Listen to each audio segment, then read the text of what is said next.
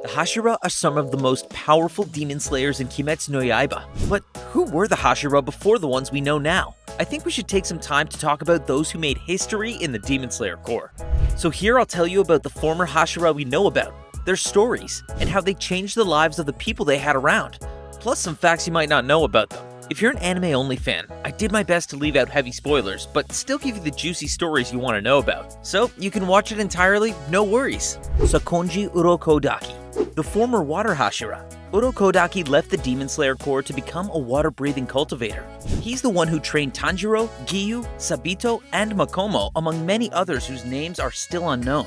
And despite being quite a tough trainer, he definitely keeps all of the children he trains in his heart. Just to give you an example of how caring he can be, Urokodaki doesn't really use the money the Demon Slayer Corps gives him periodically, since he lives a self-sustainable life in the mountains.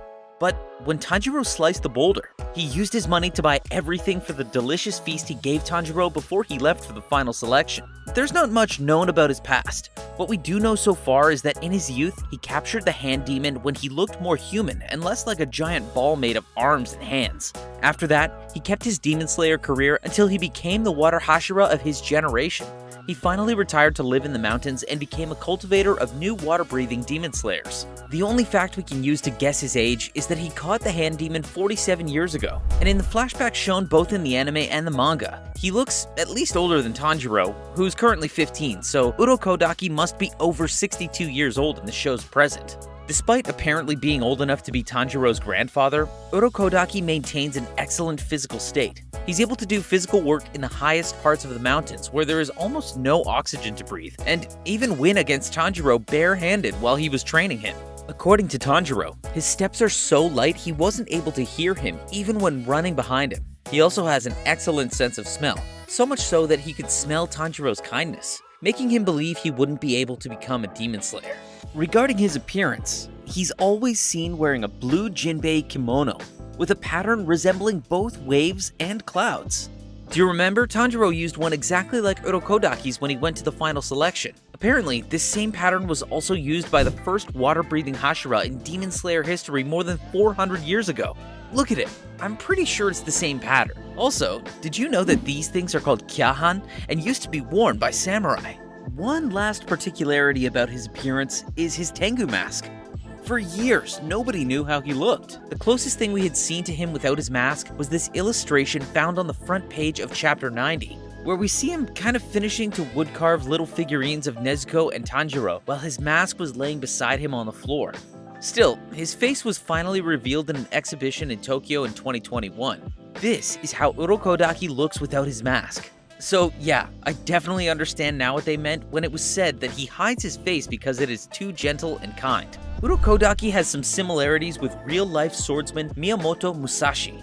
Both were great swordsmen, and later in life isolated themselves from civilization and dedicated their years to training those who wanted to learn their ways. They were also known for their good taste in YouTube content. That's why they were some of the very first who subscribed to Mini Katana. And you should too, so you mark history and become as legendary and amazing as them. Shinjuro Rengoku, the former Flame Hashira. He was a passionate and skilled swordsman who was more than pleased to teach flame breathing to his two sons. In his duty, we get to know of two of the people he saved from demons. One is the old woman in the first episode of the anime version of the Mugen Train arc, and the other is Obanai Iguro. Yes, the current Serpent Hashira. But I'll spill the details about this when the time is right. Everything looked fine until he read the record of the Rengoku family. Reading about it gave him some inferiority complex, making him feel weak and basically useless. Later on, his wife Ruka developed an untreatable disease sometime after giving birth to Shinjuro and died. Shinjuro lost his path after that and started drinking. Some years later, he tore apart the Flame Hashira record for his family and left his position as the Flame Hashira. He became an alcoholic and quite an abusive parent, always angry and drunk, getting enraged every time something related to the Demon Slayers was mentioned. But once he got to hear that Kyojiro's last words for him were asking him to take care of his health, he burst into tears and decided to get back on his feet and try to be better again. So it wasn't that bad at the end, huh? But I think he will still hate animals though. Kanaya Kocho, former Flower Hashira. Kanaya is Shinobu and Kanao's older sister. She used to be admired for her kind heart and her skill. It was said that she was one of the strongest Hashira when she was alive.